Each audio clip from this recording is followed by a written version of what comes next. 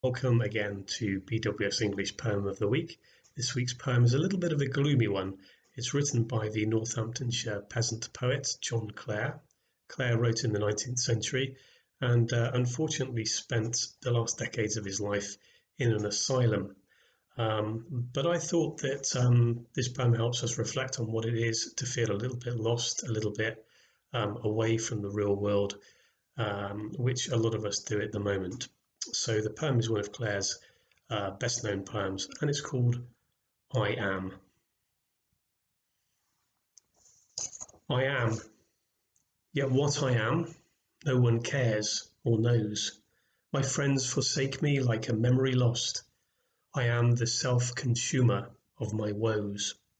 They rise and vanish in oblivious host, like shadows in love's frenzied stifled throes, and yet I am, and live, like vapours tossed into the nothingness of scorn and noise, into the living sea of waking dreams, where there is neither sense of life or joys.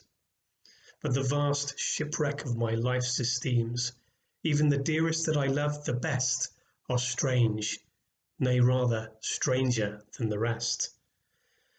I long for scenes where man hath never trod, a place where woman never smiled or wept, there to abide with my Creator, God, and sleep as I in childhood sweetly slept, untroubling and untroubled where I lie, the grass below, above, the vaulted sky.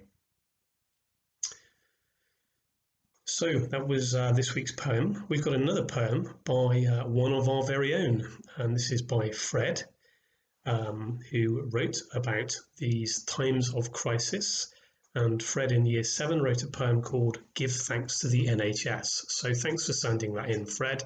And just a reminder to everybody else to send their lockdown poetry in to the English department, and we will read out the best ones. So here's Fred's poem, Give Thanks to the NHS. In this great time of crisis, they have answered every need, mother, father, widow or single. They have helped our lives massively, and we will not heed. They are working tirelessly just to save someone they do not know.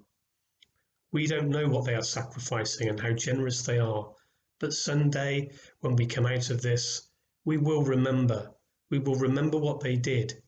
In this time of confusion, we will remember. So do your part. Clap at 8 sharp. Everyone is in this together, and they are making it better. When we come out, we will remember.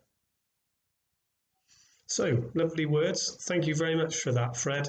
And I look forward to coming back with another poem, and hopefully one of your poems, next week.